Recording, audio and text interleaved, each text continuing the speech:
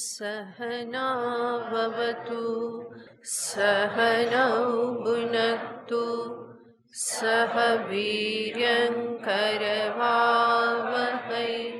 तेजस्विनावधीतमस्तु मा विद्विषावहै। ॐ शान्ति शान्ति शान्तिः। शङ्करं शङ्कराचार्यं केशवं बादरायणं सूत्रभाष्यकृतौ वन्दे भगवन्तौ पुनः पुनः। ईश्वरो गुरुरात्मेति मूर्तिभेदविभागिने व्योमवद्व्याप्तदेहाय दक्षिणामूर्तये नमः। ॐ पार्थाय प्रतिबोधितां भगवता नारायणेन स्वयं व्यासेन ग्रथितां पुराणमुनिना मध्ये महाभारतम् अद्वैतामृतवर्षिणीं भगवतीम् अष्टादशाध्यायिनीम् अम्ब त्वामनुसन्दधामि भगवद्गीते भवद्वेषिणी।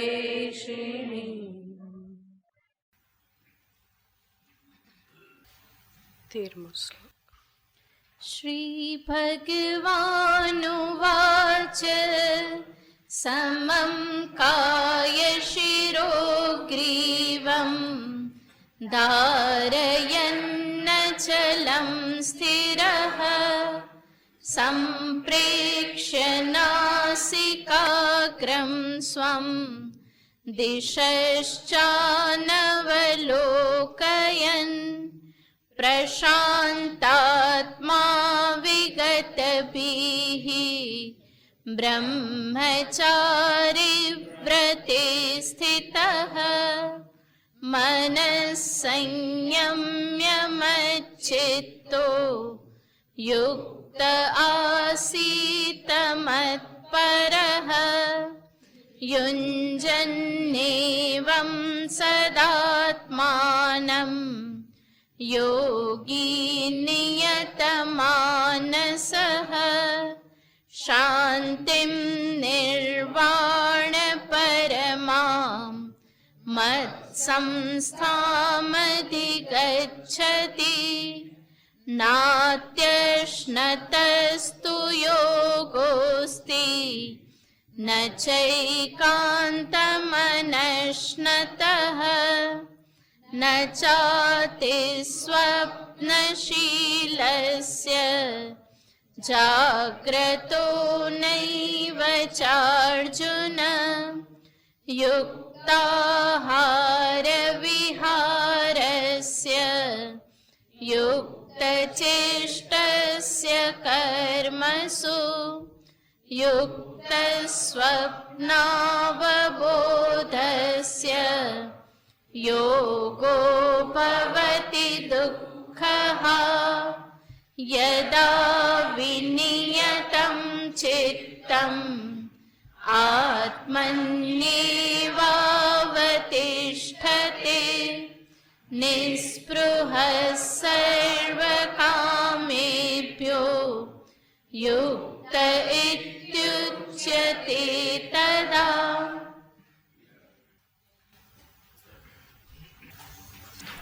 भगवान श्री कृष्णचंद्र ધ્યાન દરમિયાન પ્રાપ્ત થતી ચિત્તની અવસ્થાનું નિરૂપણ કરે છે. ક્યારે એ ધ્યાન યોગથી યા ધ્યાનથી યુક્ત થયો ક્યારે સંભવ બને છે? યદા વિનિયતમ ચિત્તમ આત્મનિ એવ અવતિષ્ઠતે નિસ્પૃહ સર્વકામેભ્યઃ. આ ત્રણ બાબત ભગવાને દર્શાવી. જ્યારે ચિત્ત વિનિયત થાય, યાને સર્વ પ્રકારે બહિર્મુક્તાથી મુક્ત થાય, આત્મની એવ અવતિષ્ઠતે, યાને ચિત્ત આત્મામાં સ્થિત છે. બહિર્મુખ નથી એવું મન નિદ્રાધીન થઈ શકે, પરંતુ અહીંયા કહે છે કે મનમાં બહિર્મુખતા પણ નહીં અને સાથે સાથે નિદ્રા પણ નહીં. તો નિદ્રામાં સ્થિત ન હોય, પરંતુ આત્મની એવ અવતિષ્ઠતે, જે આત્મામાં જ સ્થિત રહેશે. અને આ ક્યારે સંભવ બને? નિસ્પૃહ સર્વકામેભ્યઃ, સર્વ પ્રકારની કામનાઓ સંકલ્પોમાંથી જ્યારે એ મુક્ત હોય, નિસ્પૃહ હોય, આ રીતની અવસ્થા થાય તો ભગવાન કહેશે કે એને યુક્ત યોગી કહેવામાં આવે. ગઈ વખતે આપણે જોયેલું હતું કે ભગવાન ચિત્તની અવસ્થાને પણ વધારે ને વધારે અંતર્મુખ દર્શાવતા જાય છે. અને એને દર્શાવવા માટે યત, નિયત, વિનિયત, માત્ર, સર્વ આવા બધા પદનો ભગવાન ઉપયોગ કરે છે. અહીંયા જે ત્રણ બાબતો ભગવાને દર્શાવી કે ચિત્ત સંયમિત હોય, આત્મામાં સ્થિત હોય અને સર્વ પ્રકારની કામનાઓથી મુક્ત હોય, આ ત્રણ બાબત જે ભગવાન દર્શાવે છે, સાધકના જીવનમાં સાધનાવસ્થામાં આ ત્રણેય બાબતો એકબીજાની પૂરક બની રહે છે. એક હોય તો બીજું થાય, બીજું હોય તો ત્રીજું થાય, ત્રીજું હોય તો બીજું થાય, પહેલું થાય, ત્રીજું થાય, બીજું થાય. તો ત્રણેય જે છે એકબીજાના પૂરક છે. મન સંયમિત થાય તો આત્મામાં સ્થિત થાય, આત્મરસ આવવા લાગે તો કામનાઓ સર્વ પ્રકારે છૂટવા લાગે. જેટલા કામના સંકલ્પો છૂટે એટલું મન સંયમિત થાય, જેટલા સંકલ્પો કામનાઓ છૂટે એટલું મન આત્મામાં સ્થિર થાય. તો આ રીતે આ ત્રણેય જે છે એ એકબીજાના પૂરક છે. એક હોય તો બાકીના બે વધે, કોઈ પણ એક, એમાં કોઈ ક્રમ નથી. ત્રણેય એકબીજાની સાથે સંલગ્ન છે, તો એક બીજા બેમાં વૃદ્ધિ કરે છે. તો ત્રણેયને માટે ભગવાન મહત્વ દર્શાવે છે. હવે આ જે અહીંયા બાબતો દર્શાવેલી છે એને જ ભગવાન આગળના શ્લોકોમાં અલગ અલગ રીતે વિસ્તારથી દર્શાવે છે. જે અહીંયા કહેવામાં આવ્યું યદા વિનિયતમ ચિત્તમ, તો ચિત્તની આ વિનિયત અવસ્થા એ કેવી અવસ્થા હોય? આત્મામાં સ્થિતિ એ ચિત્તની સ્થિતિ કેવા પ્રકારની હોય એને ભગવાન દ્રષ્ટાંતથી ઉપમાથી સમજાવે છે. યથા દીપો નિવાતસ્થો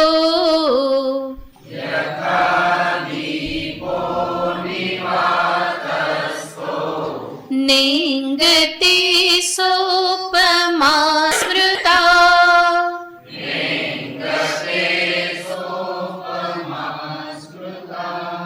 યોગિનો યત ચિત્તસ્ય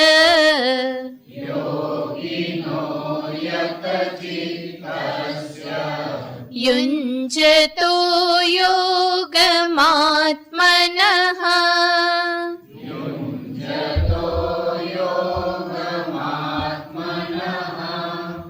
यथा दीपो निवातस्थो नेङ्गते सोपमा स्मृता योगिनो यत चित्तस्य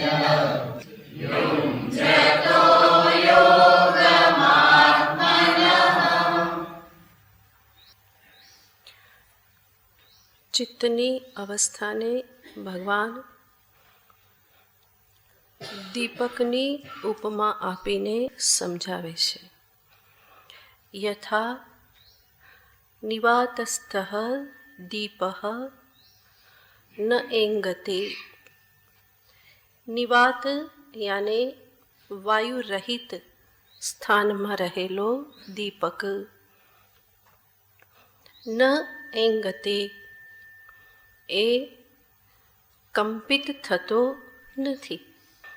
દીપ શબ્દને દર્શાવતા ભાષ્યકાર કહે છે પ્રદીપ. આપણે દીપકનું જે વાસણ જે છે એને પણ શું કહીએ? દીવો કહીએ છીએ, દીપ કહીએ.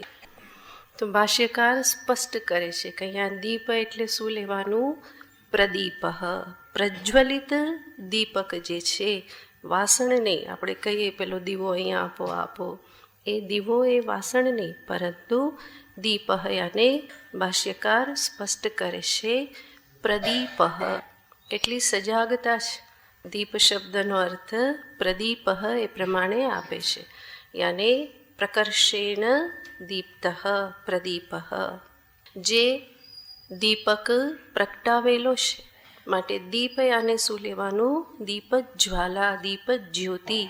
દીપ જ્યોતિ જે છે એ ન એંગતે, એ કંપાયમાન થતી નથી. ક્યારે? જ્યારે વાયુ રહિત સ્થાનમાં હોય ત્યારે. એને કાચનું પ્રોટેક્શન આપી દીધું હોય તો એ દીપ જ્યોતિ ન એંગતે, જરા પણ એમાં કંપન દેખાતું નથી. એવી જ રીતે ભગવાન કહે છે સા ઉપમા સ્મૃતા. એ ઉપમા કહેવામાં આવેલી છે. કોના માટે? યોગિનઃ યતચિત્તસ્ય. યોગી કે જે યતચિત્ત છે, અને જે આત્મનઃ યોગમ યુંજત યોગિનઃ, પોતાના આત્મ સ્વરૂપમાં સ્થિત થવાને માટે જે યોગ કરી રહેલો છે, એવા યોગીએ ક્યાં પહોંચવાનું છે? એના ચિત્તની અવસ્થા કેવી બની રહે? નિવાત દીપ જેવી બની રહે. ભગવાન આ સ્થિતિનું વર્ણન એટલા માટે કરે છે કે કોઈ પણ ધ્યાન યોગીને વચ્ચે કોઈ ખોટો ભ્રમ ન થઈ જાય કે મને ધ્યાન લાગી ગયું. ધ્યાન લાગે તો ચિત્તની અવસ્થા આવી હોવી જોઈએ. આવી ચિત્તની અવસ્થા થાય તો સમજવાનું કે ધ્યાન લાગ્યું. ન થાય તો શું કરવાનું? ત્યાં સુધી પ્રયત્ન કરવાનો, અભ્યાસ ચાલુ રાખવાનો. ખોટી ભ્રાંતિમાં રહી ના જવું. થોડી ઊંઘ આવી ગઈ ને મને લાગે કે સમાધિ લાગી ગઈ, મારું ચિત્ત તો આવું થઈ ગયું, એવું નહીં. અથવા તો ક્યાંક એવા દિવા સ્વપ્નમાં ખોવાઈ ગયા કે તમને ખબર ના રહી, કલાક બે કલાક નીકળી ગયા, અને શું થાય કે હું તો ધ્યાનમાં ગયો ને લોક પરલોકમાં ફરી આવ્યો ને એ લોક પરલોકમાં ફરવા જવું એ બધું કોઈ ધ્યાન અહીંયા ભગવાન કહેતા નથી. એ ધ્યાનનો એક પ્રકાર જરૂર છે, સાધના જરૂર છે, પરંતુ અહીંયા ભગવાન એ કોઈ વાત કરતા નથી. અહીંયા ભગવાન ધ્યાન યોગીને દર્શાવે છે કે જે ધ્યાન યોગી વેદાંતનું શ્રવણ મનન કર્યા પછી જે પણ વેદાંત સિદ્ધાંત સમજેલ છે, આત્માનું સ્વરૂપ સમજેલ છે, એ સ્વરૂપમાં સ્થિત થવા માટેનું જે ધ્યાન છે એની ભગવાન વાત કરે છે. તો યથા દીપ નિવાતસ્થ. દીપનું દ્રષ્ટાંત એટલા માટે આપ્યું કે એ પ્રકાશરૂપ છે, પ્રકાશમાન છે. જરૂર સોનું, હીરા, ઘણા બધા મણી, આ બધા પણ પ્રકાશરૂપ હોય છે, ચમકતા હોય છે. રેડિયમ પણ ચમકે છે અંધારામાં. તો ઘણા બધા જેવા ધાતુઓ છે, પદાર્થો છે કે જે પ્રકાશમાન છે, પરંતુ ભગવાને એની ઉપમા નહીં આપી, કારણ કે એ પથ્થર જેવા સંપૂર્ણ જડ જેવા લાગે. દીપક પણ જરૂર જળ છે, છતાં પણ ત્યાં દીપ જ્યોતિ જે છે એ દીપ જ્યોતિમાં કંઈક ક્રિયાનો અહેસાસ છે. ચેતનત્વ ત્યાં છે નહીં, છતાં પણ ત્યાં સતત કંઈક થઈ રહેલું છે, કંઈક છે એવો અહેસાસ થાય છે, ભાન થાય છે. માટે કોઈ ચમકતા પથ્થરની ઉપમા ભગવાને નહીં આપી, પરંતુ દીપકની ઉપમા આપવામાં આવી. તો આ દીપક કે જે નિવાતસ્થ, વાયુ રહિત, વાયુ રહિત એટલે ફરી સમજવું પડે કે એકદમ વાયુ રહિત નહીં, તો દીપક બુઝાઈ જાય. અને ઉપરથી પણ બંધ કરી દો તો દીવો બુઝાઈ જાય. તો વાયુ પણ જોઈએ અને વાયુ રહિત પણ સ્થાન હોવું જોઈએ. યાને વાયુ એવો હોવો જોઈએ કે વહેતો ના હોય. એવી રીતે મન એવું હોવું જોઈએ કે જે બહાર ફરતું ના હોય. એવું મન જે છે એ ધ્યાનસ્થ મન કહેવાય.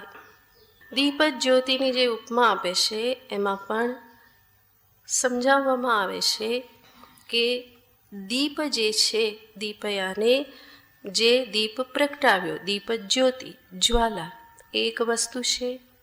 બીજી એમાં દીવાની વાટ છે. અને ત્રીજું શું હોય? ઘી કે તેલ. આમાં દીપ જ્યોતિ જે છે એ સાત્વિક ગુણને સૂચિત કરે છે. દીવાની વાટ એ રજોગુણને સૂચિત કરે છે, કારણ કે એ તેલને ખેંચવાનું ક્રિયા કરે છે. અને તેલ જે છે એ છે તમોગુણનું પ્રતીક. અને દર્શાવવામાં આવે છે દીપ જ્યોતિ જેમ સત્વને દર્શાવે છે, એવી જ રીતે મારી ચિત્ત જ્યોતિ પણ સત્વગુણથી સંપન્ન, પ્રાધાન્યતયા સત્વગુણથી યુક્ત હોય. ધ્યાન, જ્ઞાન આ બધું સત્વગુણમાં જ સંભવ બને છે. તો સાત્વિકતા પ્રધાન હોવી જોઈએ. વૃત્તિઓ જે ઉઠે ધીમે ધીમે ધીમે ધીમે શાંત થાય છે, તરલ થાય છે, વિરલ થાય છે. તો રજોગુણ ધીમે ધીમે શમવો જોઈએ.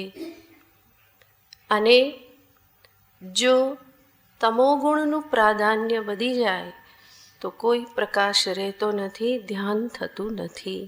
તમોગુણ તેલ, તેલમાં જો વાત ડૂબી જાય તો અંધારું છવાઈ જાય, પછી પ્રકાશ રહેતો નથી. માટે એ પણ માપસરનું જ હોય. જો વધી ગયું તો ખતમ. ત્રણેય ગુણ હંમેશા હોય જ છે, પરંતુ અહીંયા દર્શાવવા માગે છે ધ્યાન કાલે સત્વગુણનું પ્રાધાન્ય હોવું જોઈએ. કામ, ક્રોધ, વાસના, પૂર્વ સંસ્કારનો વાયુ જો વહેવા લાગે તો ફરી જ્યોતિ બુઝાઈ જાય છે. માટે જ આગળ કહ્યું નિસ્પૃહ સર્વ કામેભ્ય. તો ચિત્તની આ પ્રમાણેની સ્થિતિ જે યોગશાસ્ત્રમાં પણ ધારણા, ધ્યાન, સમાધિ આ બધા સાધનોથી પ્રાપ્ત થતી સ્થિતિ દર્શાવવામાં આવેલી છે.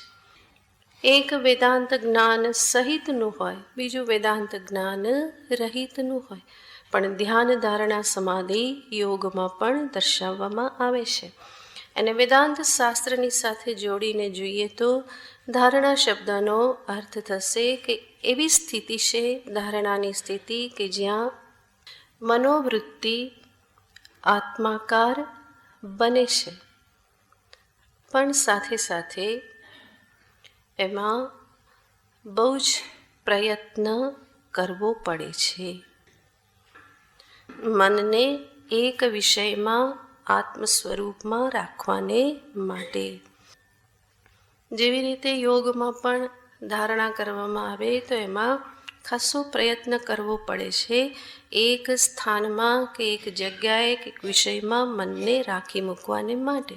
તો ધારણા સ્થિતિ એવી છે કે જેમાં જરૂર આત્માકાર વૃત્તિ બને, પરંતુ એને બનાવી રાખવાને માટે ખૂબ પ્રયત્ન કરવો પડે. જતું રહે, ફરી પ્રયત્ન, ફરી જતું રહે, ફરી પ્રયત્ન. ધ્યાન એ એવી સ્થિતિ છે કે જેમાં પણ આત્માકાર વૃત્તિ બને છે અને એ ધારણા કરતાં વધારે લાંબો સમય સુધી રહેશે. અનાત્માકાર વૃત્તિ ક્યારેક ક્યારેક વચ્ચે આવી જાય છે. એ ધ્યાનની સ્થિતિ છે. અને સમાધિ આને કેવળ આત્માકાર વૃત્તિ જ, એ સ્થિતિ જ માત્ર બની રહે, એ છે સમાધિ અવસ્થા. મનની આવી અવસ્થા ઘણા બધા અભ્યાસના પરિપાકે બનતી હોય છે. યોગશાસ્ત્રોમાં દર્શાવવામાં આવેલું છે કે મનની આવી સ્થિતિ બનવામાં ઘણા બધા પ્રતિબંધ પણ હોઈ શકે. અભ્યાસ કરતાં કરતાં ધીમે ધીમે ખ્યાલ આવે અને સાધક એમાંથી મુક્ત થવાનો ઉપાય કરતો રહે. કયા કયા પ્રતિબંધ છે તો દર્શાવવામાં આવે છે. પતંજલિ મુનિ દર્શાવે છે કે 9 પ્રકારના પ્રતિબંધ છે, જેના પરિણામે આ નિવાત દીપ જેવી મનની સ્થિતિ ન બને.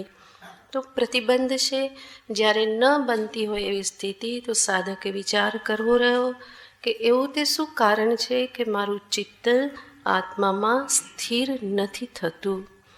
તો એના માટે ઘણા બધા દર્શાવવામાં આવેલા છે. સર્વપ્રથમ કે છે વ્યાધિ. વ્યાધિ અને કોઈ પણ શારીરિક રોગ હોય, શરીરની અસ્વસ્થતા હોય, તો એ મનને સ્થિર ન થવા દે. દર 5 મિનિટે ઉધરસ આવે તો ક્યાંથી સ્થિર? કોઈ પણ વ્યાધિ જે છે એ ચિત્તને નિવાત દીપવત કરવામાં વચ્ચે આવે છે, અભ્યાસ કાળે. બીજું કહેવામાં આવે છે એ વ્યાધિરૂપી પ્રતિબંધ હોય તો એને ઉપાય કરવો જોઈએ કે જેમાંથી શરીર ફરી સ્વસ્થતાને પ્રાપ્ત કરે અને ધ્યાનાભ્યાસમાં એ ઉપયોગી થાય. બીજો ચિત્ત વિક્ષેપનું બીજું કારણ કહેવામાં આવે છે આળસ. આળસના કારણે પણ શારીરિક આળસ, ઉઠવાની આળસ, બેસવાની આળસ, થોડી વાર બેઠા તેમ થાય કે બહુ બેઠા, હવે ઊભા થઈ જઈએ. ધ્યાનનો સમય હોય સવારનો અને ઉઠવામાં આળસ થાય. ઠંડી છે, મજા આવે છે. જો કે આ બધા લક્ષણ ધ્યાન યોગીના નથી, કે જે આવું વિચારે એને આળસ આવે. પણ જ્યાં સુધી એ સ્થિતિ, એ નિષ્ઠા પ્રાપ્ત ન થાય ત્યારે આ બધા કારણો હોય છે. શારીરિક આવી આળસ છે. જે પણ ધ્યાન ભજન કરવાના છે એમાં શરીર કોઈક તમોગુણના કારણે સાથ આપતું નથી. કારણ કે આળસ એ તમોગુણ જનિત છે. તો તમોગુણ વિશેષ હોવાથી એ સાથ આપતું નથી. તો બીજો પ્રતિબંધ છે આળસ. ત્રીજો કહેવામાં આવે છે પ્રમાદ. પ્રમાદ યાને બેદરકારી, લાપરવાહી. પોતાના લક્ષ્ય પ્રત્યે સજાગ ન રહે અને એના પરિણામે લક્ષ્ય છે ધ્યાનમાં બેસવું, ચિત્ત આત્મામાં લગાવવું. એ લક્ષ્ય પ્રતિ સજાગ ન રહે અને વ્યવહારમાં બધી ગરબડ કરતો રહે, તો એ વ્યવહાર દરમિયાન પડેલા સંસ્કારો જે છે ચિત્તમાં, એ ચિત્તને સ્થિર થવા દેતા નથી. માટે જે પણ ધ્યાન માર્ગે આગળ વધવા માગે એણે પોતાના પૂરા જીવન વ્યવહારને સતર્કતાપૂર્વક જોતા રહેવું પડે છે. કયો વ્યવહાર કેવી છાપ પાડશે, કયો વ્યવહાર મારા મનમાં કેવા તરંગો લઈ આવશે, આ બધું એણે વિચારવું પડે. એટલા માટે જો એ પ્રમાદ કરે, બેદરકાર રહે, યુક્તાહાર વિહાર આ બધું ભગવાને જે કહ્યું એને જો ધ્યાનમાં ન રાખે તો ચિત્ત સ્થિર થતું નથી. ચોથું કહેશે અકર્મણ્યતા. અકર્મણ્યતાનો અર્થ પણ આળસ જ થાય છે, પણ આળસ અલગથી કીધેલું છે, માટે એ પહેલાં આળસ જોઈ એનો અર્થ છે શારીરિક આળસ, અને અકર્મણ્યતા એ છે બૌદ્ધિક બુદ્ધિના સ્તર પરની આળસ. અને મોટાભાગના સાધકો આ પ્રતિબંધથી હેરાન થતા હોય છે. બૌદ્ધિક આળસ બહુ ઘર કરી ગયેલી વસ્તુ છે. ધ્યાનમાં બેસતી વખતે શરૂઆતમાં બુદ્ધિથી વિચાર કરી અને વૃત્તિ બનાવવામાં આવતી હોય છે. વેદાંત શાસ્ત્રમાં જે પણ આત્મ સ્વરૂપનું નિરૂપણ કરવામાં આવ્યું છે એના માટે જે પણ પ્રક્રિયા દર્શાવવામાં આવેલી છે એ પ્રક્રિયાઓનો આધાર લઈ અને ધ્યાન કરવાનું હોય. અને જ્યારે એ પ્રક્રિયાનો આધાર લેવામાં આવે ત્યારે ત્યાં બુદ્ધિથી વિચાર કરવાનો હોય છે. પછી એ પ્રક્રિયા શરીરત્રય વિવેક હોય, અવસ્થાત્રય વિવેક હોય, જડ ચેતન વિવેક હોય, સત્ય મિથ્યા વિવેક હોય, લય પ્રક્રિયા હોય, જગત કારણ બ્રહ્મ, જગત કાર્ય, કાર્યકારણ ભાવને લઈને કરવામાં આવતું ધ્યાન, આ બધા વિભિન્ન પ્રકારની આ બધી પ્રક્રિયાઓ છે. એ પ્રક્રિયાઓનો આધાર લેવો પડતો હોય છે. અને પ્રક્રિયાનો આધાર લેવો અને પ્રારંભમાં આ પ્રક્રિયાઓના આધારે બુદ્ધિથી વિચાર કરવો પડતો હોય છે. જે આ વિચાર કરવામાં આળસ કરે અને સીધો શિવોહમ કરવા માંડે તો કંઈ શિવોહમ અંતરમાં ઉતરે નહીં. તો પ્રક્રિયાનો આધાર લઈ ધીમે ધીમે મનને શાંત કરવાનું હોય. ધીમે ધીમે મનને જગતમાંથી, દેહ ઇન્દ્રિય આદિમાંથી મનને ઉપરામ કરવાનું છે. તો જે પ્રક્રિયાનો આધાર લેવામાં જે આળસ કરે, એમાં થોડો સમય કાઢવામાં જે આળસ કરે, વિચાર કરવામાં, ક્રમબદ્ધ સાધકે પોતે જ પોતાના મનને, પોતાની મનોવૃત્તિઓને ઓળખવા પડતા હોય છે કે જેના આધારે એને પોતાને ખબર પડતી હોય કે આ વિચાર પછી કયો વિચાર ઉપયુક્ત છે, આના પછી કયો વિચાર ઉપયુક્ત, આના પછી કઈ મનોવૃત્તિ ઉપયુક્ત છે. એને પોતાને જ ખબર પડે. દરેકને માટે કોઈ એક સિક્વન્સ આપવી કોઈ સંભવ નથી. જ્યારે જે પ્રકારની મનની અવસ્થા કે એ મનની અવસ્થાના આધારે વેદાંત પ્રતિપાદિત શબ્દોનો, પ્રક્રિયાનો આધાર લઈ અને મનને ધીમે ધીમે ઉપરામ કરવું પડતું હોય છે. અનાત્મામાંથી મન ધીમે ધીમે નિવૃત્ત થાય છે. તો આજે આખી જે પ્રક્રિયા જે છે ધ્યાનની, એમાં અનેક સાધકો આળસ કરતા હોય છે. અનેક આ પ્રક્રિયાનો આધાર લે તો ફટાફટ બોલી જાય, હું દેહ નથી, હું ઇન્દ્રિય નથી, હું મન નથી, હું બુદ્ધિ નથી, હું પ્રાણ નથી, હું તો સાક્ષી ચૈતન્ય છું, થઈ ગયું. આવી રીતે બોલવા માત્રથી મન ઉપરામ થતું નથી. પણ જ્યારે અંદર વિચાર કરો કે હું દેહ નથી, તો આ વિચારની સાથે તમને પોતાને ખ્યાલ આવવો જોઈએ કે દેહ મારાથી ખરેખર અલગ છે, હું એનો સાક્ષી, હું એનો દ્રષ્ટા છું. દેહ મારાથી ભિન્ન છે, મારું સ્વરૂપ એનાથી વિલક્ષણ છે. આ તરત જ અંતરમાં એ વૃત્તિ બનવી જોઈએ. ના બને અને એમનેમ જ બોલતા જાઓ, ના હમ દેહ, હું દેહ નથી, દેહ નથી, તો એનો કોઈ એટલો અર્થ સરતો નથી. તો ધ્યાન એ કોઈ સામાન્ય વસ્તુ નથી. બહુ સજાગતા સાથે પ્રત્યેક ક્ષણની પોતાના મનની અવસ્થાને, વૃત્તિઓને સામે રાખી અને સાધકે પ્રયત્ન કરવાનો હોય છે. દરેકને માટે એક સીધી સમાન થાળી પીરસી શકાતી નથી. જેવો એનો રોગ એ પ્રમાણે એણે એમાંથી કંઈક પસંદ કરવું પડે. એક પદ્ધતિ દર્શાવવાને માટે, ખબર પડે એટલા માટે ધ્યાન કરાવવામાં આવતું હોય છે. આચાર્ય કરાવે, ગાઈડ કરે, પણ આગળ જતાં તો પોતે જ પોતાના માર્ગને એમાંથી શોધવો પડતો હોય છે. અને આ બાબતમાં જે આળસ કરે, બૌદ્ધિક આળસ કરે, તો એ એના માટે પ્રતિબંધ બની જાય છે. ત્યાર પછી કહેશે સંશય, શંકા, સંશય. જીવ જગત અને બ્રહ્મના સ્વરૂપમાં કોઈ પણ પ્રકારની શંકા હોય તો એ પણ અનેક વખત પ્રતિબંધ બની જાય છે. એટલા માટે જ શ્રવણની સાથે સાથે મનનને પણ સ્થાન આપવામાં આવે છે, કે જે મનન સર્વ શંકાઓની નિવૃત્તિ કરનારું બને છે.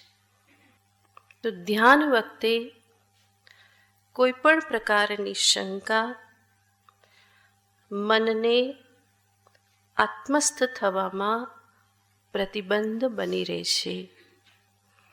માટે શંકા હોય તો એની પહેલાં નિવૃત્તિ કરવી.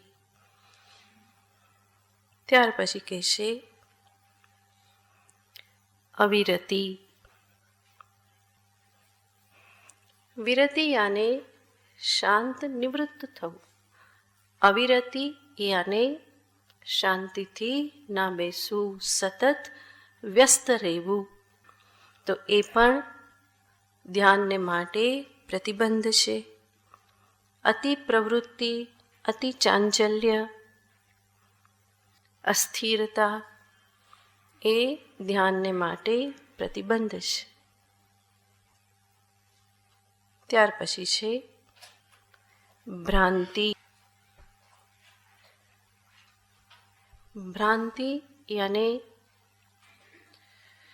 યોગ સાધના, ધ્યાન સાધના, ધ્યાનનું સ્વરૂપ, ધ્યાનનું લક્ષ્ય, આ બધા વિષયોના સંદર્ભની ખોટી માન્યતાઓ, ભ્રમણા એ પણ ધ્યાનમાં પ્રતિબંધિત બને છે.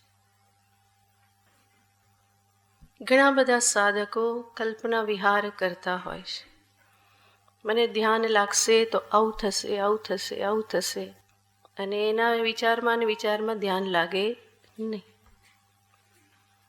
એક કલ્પના જે છે, ભ્રાંતિઓ જે છે, એ ચિત્તને સ્થિર થવા દેતી નથી. એટલા માટે જ સર્વ પ્રકારના સંશયો, અજ્ઞાનને દૂર કરવા રહ્યા. ધ્યાનના સંદર્ભમાં યોગ સાધના કે ધ્યાન સાધના, લક્ષ્ય શું છે, ધ્યાનની પદ્ધતિ શું છે, આ બધું સ્પષ્ટ હોય તો ધ્યાન સંપૂર્ણપણે નિર્વિઘ્ન થાય. નહીં તો આ બધી ભ્રમણાઓ, ભ્રાંતિઓ, આ બધું ચિત્તને આત્મસ્થ થવા દેતા નથી. આગળ કહેશે અલબ્ધ ભૂમિકત્વ. અલબ્ધ ભૂમિકત્વ એક શબ્દ છે. અલબ્ધ ભૂમિકત્વ. ધ્યાનનો અભ્યાસ કરવા છતાં પણ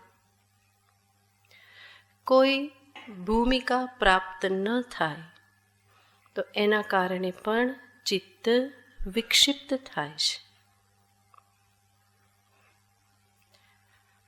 ચિત્તની અવસ્થા, ચિત્તની ભૂમિકા શાસ્ત્રોમાં દર્શાવવામાં આવી હોય છે ઘણા બધા પ્રકારે.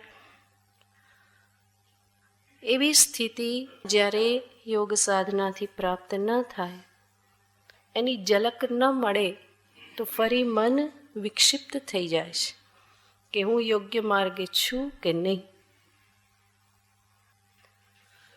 અને છેલ્લે કહેવામાં આવે છે અનવસ્થિતત્વ. અનવસ્થિતત્વ યાને ઝલક પ્રાપ્ત થઈ પણ એમાં અવસ્થિતિ, સ્થિતિ પ્રાપ્ત ન થઈ, ટકી નથી રહેવાતું. ઝલક પ્રાપ્ત થાય ક્ષણભર માટે, પણ એ સ્થિતિ લાંબી ટકતી નથી. તો ફરી સાધકનું મન વિક્ષિપ્ત થઈ જાય છે અને ફરી એ રાહ જોતો રહે છે, ફરી એ સ્થિતિ ક્યારે પ્રાપ્ત થશે.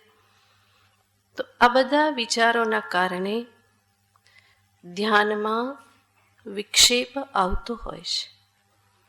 માટે પતંજલિ મુનિ કહે છે આમાંના કોઈ પણ કારણ હોય જો ચિત્તના વિક્ષેપને માટે, તો વિચાર કરી સમજી અને એના માટેનો ઉપાય કરવો જોઈએ.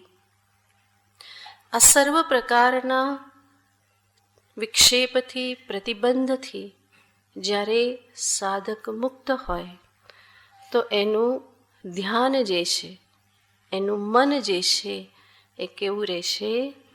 ન એંગતે સોપમા સ્મૃતા યથા દીપો નિવાતસ્થો. નિવાતસ્થ દીપની જેમ એનું ચિત્ત પણ આત્મસ્થ બની રહે છે. તો આ રીતે ભગવાને આ ચિત્તની અવસ્થા દર્શાવી કે જેથી કરીને ધ્યાનયોગી સાધક કોઈ ભ્રમણામાં ન રહે. આ અવસ્થા સુધી એને પહોંચવાનું છે એવું ભગવાને દર્શાવ્યું. હવે આગળ પણ ભગવાન વાત કરે છે કે જે આત્મામાં સ્થિતિ જે છે એ કેવા પ્રકારે ભગવાન વર્ણવે છે. યત્રો પરમતે ચિત્તમ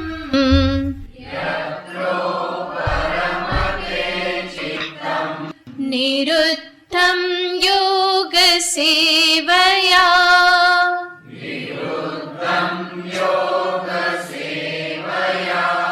યત્ર ચૈવાત્મનાત્માનમ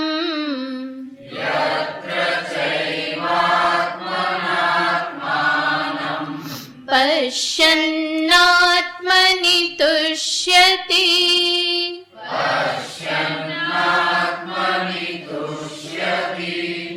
યત્રો પરમતે ચિત્તમ નિરુદ્ધમ યોગ સેવયા યત્ર ચૈવાત્મનાત્માનમ પશ્યન્નાત્મનિ તુષ્યતિ.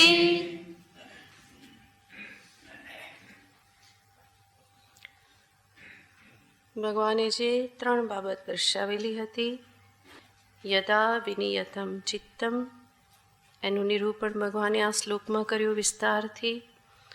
આત્મની એવ અવતિષ્ઠતે, એનું આ શ્લોકમાં નિરૂપણ કરે છે. યત્રો પરમતે ચિત્તમ નિરુદ્ધમ યોગ સેવયા. યોગ સેવયા, યોગ સાધનાથી નિરુદ્ધ થયેલું ચિત્ત જ્યારે ઉપરામતાને પ્રાપ્ત થાય, અને યત્ર જ્યારે ચિત્ત આત્મના આત્માનમ પશ્યન આત્મની તુષ્યતિ, આ સ્થિતિમાં એ સાધક આત્મના પોતાના જ શુદ્ધ અંતઃકરણ વડે આત્માનમ પશ્યતિ, પોતાના આત્મ સ્વરૂપને ઉપલબ્ધ થાય છે. અને એ જ દર્શનમાં એ તુષ્યતિ, એમાં જ તુષ્ટિને પણ પ્રાપ્ત કરે છે. તો ભગવાન કહે છે યોગ સેવયા નિરુદ્ધમ ચિત્તમ. યોગ સેવયા અને યોગ સેવા એ સાધના છે, યોગ સાધના. જેને ધ્યાન સાધના કહેવાય, નિધિધ્યાસન સાધના કહેવાય. અને યોગ શાસ્ત્રની દ્રષ્ટિએ જોઈએ તો જેને પ્રકૃતિ પુરુષ વિવેક કહેવામાં આવે. નિરંતર એ વિવેક કરતા કરતા કરતા અંતે ચિત્ત નિરુદ્ધ થાય છે. જગત વિષયક વિચારોથી ચિત્ત નિરુદ્ધ થઈ જાય છે. તો ચિત્તની એક અવસ્થા છે નિરુદ્ધ અવસ્થા. 5 અવસ્થા કહેવામાં આવે છે: મૂઢ, ક્ષિપ્ત, વિક્ષિપ્ત, નિરુદ્ધ, એકાગ્ર. બોલું ફરી. આમ તો આ ઘણી વખત લખાવેલું છે.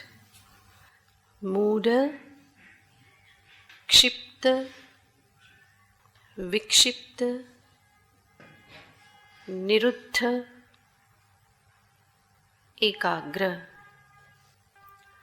તો આ ભિન્ન ભિન્ન અવસ્થા છે. મૂઢાવસ્થા, ક્ષિપ્તાવસ્થા, વિક્ષિપ્તાવસ્થા, એકાગ્ર અવસ્થા, નિરુદ્ધ અવસ્થા. એમાં ભગવાન ઉલ્લેખ કરે છે નિરુદ્ધમ ચિત્તમ. નિરંતર ધ્યાનાભ્યાસથી, વિવેકાભ્યાસથી, પ્રક્રિયાના આધારપૂર્વક જ્યારે ધ્યાન કરવામાં આવે તો ધીમે ધીમે મન જે છે એ શાંત થતું જાય છે. મનમાં મોટે ભાગે અનાત્માકાર વિચાર આવતા રહેતા હોય છે. અને સતત વિવેક કરવાથી આત્મા અનાત્મ વિવેક કો, પ્રકૃતિ પુરુષ વિવેક કો નિરંતર કરતા રહેવાથી મન અનાત્મ વિચારથી ધીમે ધીમે નિવૃત્ત થઈ જાય છે. અને એવા વિચારોથી મુક્ત એવું મન જે છે એ છે નિરુદ્ધ મન. યોગ સેવયા નિરુદ્ધમ ચિત્તમ યત્ર ઉપરમતે. જે યત્ર યસ્મિન કાલે, જે સમયે આત્મામાં ઉપરામ થાય છે, આત્મામાં એ એકાકાર થાય છે, એ સ્થિતિમાં આત્માનમ પશ્યતિ. આત્મ સ્વરૂપનું એ સાચું દર્શન કરે છે. અનાત્માકાર વૃત્તિઓથી મુક્ત થયેલું મન બ્રહ્માકાર વૃત્તિથી યુક્ત થાય છે. અને એ જ બ્રહ્માકાર વૃત્તિ ફરી શાંત થઈ જાય છે. તો એ જ સ્થિતિ જે છે એને કહેશે આત્મના આત્માનમ પશ્યતિ. અને ત્યારે જ તુષ્યતિ, પરમ તુષ્ટિ, સંતોષ, શાંતિ, સુખ આનો એ અનુભવ કરે છે. વિશેષ આગળ જ બધું કહી દીધેલું છે. તો ચિત્તની આ અવસ્થા ભગવાને દર્શાવી કે જે આત્મની એવ અવતિષ્ઠતે. હવે આગળ ભગવાન દર્શાવવાના છે કે આ સ્થિતિમાં એ કેવું સુખ પ્રાપ્ત કરે છે. તો એ સુખનું વર્ણન ભગવાન કરે છે. જે સુખાનુભવથી જ એની સર્વ કામનાઓ નિઃશેષ થઈ જાય છે. આત્મરસનો અનુભવ થયો તો જગત રસ બધા ફિક્કા થઈ જાય છે. એ જે વિલક્ષણ સુખને એ અનુભવે છે એનું નિરૂપણ ભગવાન આગળના શ્લોકમાં કરે છે. સુખમાત્યંતિકં યત્તદ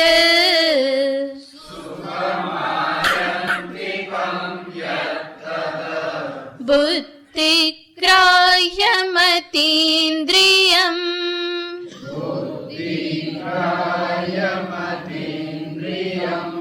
વિત્તિ યત્ર ન ચૈવાયમ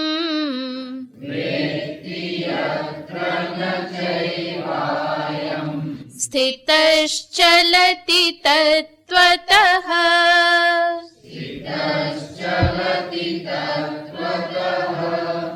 सुखमात्यन्तिकं यत्तद् बुद्धिग्राह्यमतीन्द्रियं वेत्ति यत्र न चैवायं स्थितश्चलति तत्त्वतः। યોગીને પ્રાપ્ત થતા સુખનું નિરૂપણ કરતા ભગવાન કહેશે સુખમ આત્યંતિકમ. આત્યંતિક સુખને પ્રાપ્ત કરે છે. ફરી એ સુખ કેવું છે? બુદ્ધિગ્રાહ્યમ. ત્રીજું અતીન્દ્રિયમ. અને જેને જાણ્યા પછી, અનુભવ્યા પછી ત્યાંથી એ ચલિત થતો નથી. તો ભગવાન સુખનું વર્ણન કરે છે અને એના માટે શબ્દ વાપરે છે આત્યંતિક સુખ. સુખ ઘણા બધા પ્રકારના હોય છે. 4 સુખ કહેવામાં આવે છે. એક છે વિષય સુખ, બીજું છે લય સુખ, ત્રીજું છે સમાધિ સુખ અને ચોથું છે આત્યંતિક સુખ. વિષય સુખ, લય સુખ, સમાધિ સુખ, આત્યંતિક સુખ. વિષય સુખ બધા જાણે જ છે. વિષય સુખ યાને ઇન્દ્રિયોના વિષયો સાથેના સંપર્કથી પ્રાપ્ત થતું સુખ. એ વિષયોનું સુખ. સામાન્ય અર્થ આ પ્રમાણે કહ્યો. આ વિષય સુખ જે છે એને પણ 2 વિભાગમાં વહેંચવામાં આવે છે. એક તો દિવ્ય વિષય સુખ અને બીજું છે પ્રાકૃત વિષય સુખ. દિવ્ય વિષય સુખ યાને સ્વર્ગાદી લોકમાં જઈ દેવતાઓને માટે જે ઉપલબ્ધ છે એવા સુખને જીવ પણ સત્કર્મો કરી પુણ્યના પ્રતાપે સ્વર્ગાદી લોકમાં જઈ અને દિવ્ય વિષય સુખને પ્રાપ્ત કરે છે. તો એ રીતે એને દિવ્ય સુખ કહેવાય છે તો વિષય સુખ, પરંતુ કેવા વિષયોનું સુખ છે? દિવ્ય વિષયોનું સુખ. અને બીજું છે પ્રાકૃત. પ્રાકૃત યાને જેને બધા મનુષ્યો જીવો અનુભવ કરે છે, શબ્દ સ્પર્શ રૂપ રસ ગંધ આદિ જે પણ, એ બધા પ્રાકૃત વિષય સુખ છે. હવે આ જે પ્રાકૃત વિષય સુખ જે છે ત્યાં પણ મનુષ્ય અનેક પ્રકારે સુખ લે છે અને એટલા માટે એના પ્રાકૃત સુખને પણ 3 પ્રકારમાં વહેંચવામાં આવે છે. પ્રાકૃત સુખ ફરી 3 પ્રકારના. એક છે સંયોગિક. સંયોગથી પ્રાપ્ત થતું, જે આપણે શરૂઆતમાં જોયું. વિષય સુખ યાને ઇન્દ્રિય અને વિષયના સંયોગથી પ્રાપ્ત થતું સુખ, એને કહેવાય સંયોગિક સુખ. બીજું કહેવામાં આવે છે ચિંતનિક સુખ. બાહ્ય રીતે ઇન્દ્રિય અને વિષયનો સંપર્ક ન થતો હોય, પરંતુ એનું ચિંતન મનોવ્યાપાર માત્રથી એ સુખને પ્રાપ્ત કરે, તો એને કહેવાય છે ચિંતનિક સુખ. ત્રીજું કહેવામાં આવે છે આભિમાનિક સુખ. આભિમાનિક સુખ અભિમાનિક સુખનો અર્થ છે કે જ્યાં મનુષ્ય માત્ર અભિમાન કરીને સુખ મેળવે છે. શેનું અભિમાન? બેંકમાં આટલા કરોડ છે, કંઈ પેલા ત્યાં પડ્યા છે ને અહીંયા છે, કંઈ કામમાં લેતો નથી, પણ એ શેનું સુખ મેળવે છે? અભિમાનનું સુખ. મારી પાસે આટલું છે, આટલા પ્લોટ છે, આટલી જમીનો છે, આટલું સોનું છે. આ અભિમાન હોય છે અને એ અભિમાન એને સુખ આપે છે. ચિંતન પણ સુખ આપે છે, સંયોગ પણ સુખ આપે છે. તો આવી રીતે વિષય સુખ જે છે એ આ ભિન્ન ભિન્ન પ્રકારના છે. દિવ્ય સુખ, પ્રાકૃત સુખ, સંયોગિક સુખ, ચિંતનિક સુખ અને આભિમાનિક સુખ. આ બધા જ વિષય સુખના પ્રકાર છે. આ જે સુખ જે છે એ સુખ આવનારું જનારું છે. આગમાં પાઈ. વિષયો સ્વયં અનિત્ય છે, એટલા માટે વિષય સંબંધી સુખ પણ કેવું હોય? અનિત્ય જ હોય. પછી એ દિવ્ય હોય કે પ્રાકૃત હોય, કંઈ ફેર પડતો નથી. ક્ષીણે પુણ્યે મર્ત્યલોકમ વિશંતિ. અને આ જે સુખ જે છે એમાં ક્યારેય તૃપ્તિ થતી નથી. એ સુખ હંમેશા અધૂરું રહે છે. બીજું સુખ કહેવામાં આવ્યું લય સુખ. લય સુખ યાને ઊંઘવાનું સુખ. કેટલું બધું સુખ છે ને નિદ્રામાં, હે ને? મી તો હસે છે, જો કેટલો બધો બધાને માટે અનુભવ છે, બહુ ગમે ને. બધું છોડીને ક્યાં જવાનું? સૂવા માટે. કારણ શું? ત્યાં શું મળે છે? સુખ મળે છે. જો સૂવામાં સુખ ન હોત તો કોઈ સૂવે નહીં. તો લય સુખ, મન જ્યાં લય પામી જાય છે અને પરિણામે સુખનો અનુભવ કરે છે. એનો અર્થ શું? દુઃખનું કારણ કોણ છે? મન. કેવું મન? અવિવેકી મન. વિવેકી મન દુઃખનું કારણ નથી. અવિવેકી, અસંસ્કારી મન જે છે એ દુઃખનું કારણ છે. તો લય સુખ. આ સુખ કેવું છે કે અનિત્ય તો છે જ. એક રાત સૂવો, 2 રાત સૂવો કે 6 મહિના સુધી કુંભકર્ણની જેમ સૂવો, પણ ઉઠવું તો ફરી પડે. તો આ સુખ જે છે એ પણ અનિત્ય સુખ છે, આવનારું જનારું. એટલું જ નહીં, આ સુખ તમોગુણ જનિત છે. નિદ્રા, લસ્ય, પ્રમાદ આ બધું તમોગુણ છે. અને એટલા માટે માત્ર એને પ્રાપ્ત કરી અને જીવ પરિપૂર્ણ થતો નથી. ત્રીજું સુખ છે સમાધિ સુખ. સમાધિ સુખ યાને સમાધિ સમયે એ અવસ્થા પ્રાપ્ત થવાથી થતું સુખ. આ જે સુખ જે છે ત્યાં પણ મનનો લય થાય છે. અને આ સુખ જે છે એ પરમ સાત્વિક છે. સમાધિ અવસ્થા છે, પરમ સાત્વિક અવસ્થા છે, સત્વગુણનું પ્રાધાન્ય છે. અને એટલા માટે એ જે સુખ પ્રાપ્ત થાય છે એ સાત્વિક છે. ઘણું ઉત્કૃષ્ટ સુખ છે સમાધિ સુખ. અહીંયા પણ એક તકલીફ છે. જ્યાં સુધી સમાધિ ત્યાં સુધી એ સુખ. વ્યુત્થાન અવસ્થામાં ફરી એ સુખ રહેતું નથી. ઉત્કૃષ્ટ છે, સાધકે આનો અનુભવ કરવો જ જોઈએ. તો આ ઉત્કૃષ્ટ સુખ હોવા છતાં પણ એ સમાધિ સાપેક્ષ છે.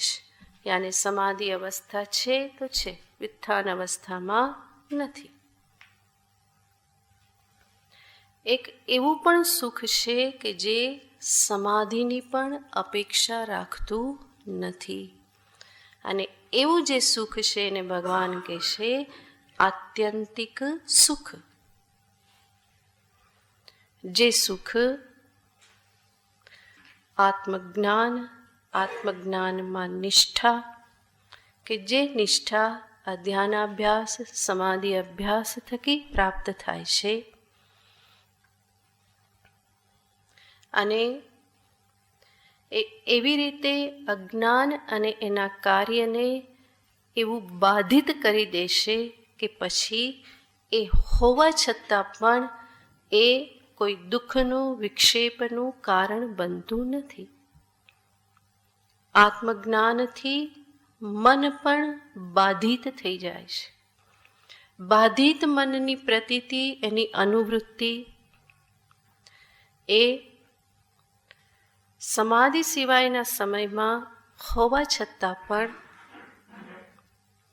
એનાથી જ્ઞાનીને, જ્ઞાનનિષ્ઠને કોઈ ફેર પડતો નથી. અને એટલા માટે આજે આત્મજ્ઞાનનું જે સુખ જે છે, જ્યાં ચિત્ત ઉપરામ થઈ ગયું, આત્મામાં અવસ્થિત થઈ ગયું, એ જે આત્મનિષ્ઠા પ્રાપ્ત થઈ, તો સર્વને બાધિત કરનારું કેવલ આત્મ સ્વરૂપ જ અવશિષ્ટ રહે, એ જે સ્થિતિ જે છે એ ભલે સમાધિકાલે એનો અનુભવ થયો હોય કે ગમે તે, પણ એ જે જગતનું બાધિત થવું અને કેવલ એક અદ્વિતીય બ્રહ્મનું અવશિષ્ટ રહેવું, અને એ બ્રહ્મ અહમસ્મી આ દ્રઢ ભાન થઈ જવું, કે જેના પરિણામે જન્મો જન્મથી અનાદિકાલથી જે અવિદ્યા અને અવિદ્યાનું કાર્ય, જે વિક્ષેપ દુઃખનું કારણ બનતું હતું, એ હવે બનતું નથી. રજ્જુમાં સર્પ સાચો જણાતો હતો ત્યાં સુધી ભય લાગતું હતું, પણ ખબર પડી કે વાસ્તવમાં ત્યાં સર્પ નથી. એ દોરડી જે રીતે ગોઠવાયેલી છે, દોરડીનું ભાન થયા પછી પણ સંભવ છે કે સર્પની પ્રતીતિ થાય. આ અઘરું લાગતું હોય તો સર્પ દેખાયો અને પછી ભાન થયું કે આ સર્પ તો રબરનો છે, પછી સર્પ દેખાવાનો કે નહીં? દેખાવાનો, રબરનો છે. એનો અર્થ શું? જે સત્ય સર્પ જણાતો હતો એ બાધિત થઈ ગયું. હજુ પણ સર્પ જણાય છે, પણ એમાં સત્યત્વ શેષ રહેતું નથી. એ બાધિત થઈ ગયો, મિથ્યા થઈ ગયો. અને એટલા માટે દેખાવા છતાં પણ એનાથી કોઈ સમસ્યા થતી નથી, બલકી જોઈ જોઈને આશ્ચર્ય થાય છે કે નહોતો અને છતાં પણ કેવો દેખાતો હતો, સાચો દેખાતો હતો, દેખાય છે પણ એવો જ, પણ વાસ્તવમાં છે નહીં.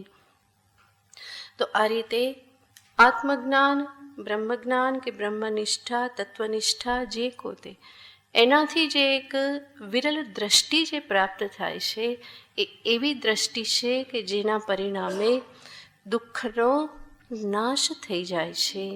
આત્મ સ્વરૂપ અશના પીપાશા અતીતે, અસના પીપાસાથી અતીત, જરા મૃત્યુ શોક મોહથી અતીત, અખંડ એક રસ પરમાત્મ સ્વરૂપ અહમસ્મી અજ્ઞાન એટલું બલવાન છે કે પછી સંસાર કોઈ હેરાનગતિનું કારણ રહેતું નથી. અને એટલા માટે જ આ બ્રહ્મનિષ્ઠ, તત્વનિષ્ઠ વ્યક્તિ આત્યંતિક સુખને પ્રાપ્ત કરે છે, કે જેનું સુખ નથી જગત ઉપર આધારિત, નથી વિષય પર આધારિત, નથી વ્યક્તિઓ પર આધારિત, કે નથી ઇવન સમાધિ પર આધારિત. એ કેવું સુખ છે? સ્વતંત્ર સુખ છે. અને આ જ પરમ સ્વાતંત્ર્ય છે.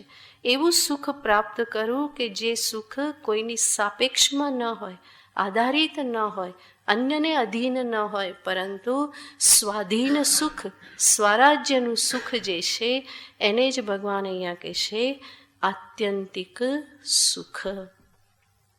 આ જે સુખ જે છે, આત્યંતિક સુખ, એને ભગવાન આગળ પણ હજુ બીજા શબ્દોથી વિશેષણોથી દર્શાવે છે, જેને પછી જોઈશું.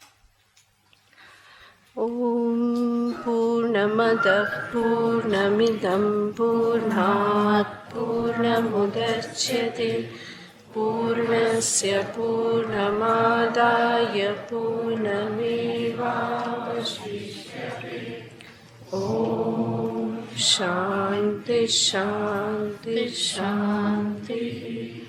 હરિ ઓમ શ્રી ગુરુભ્યો નમઃ. હરિ ઓમ.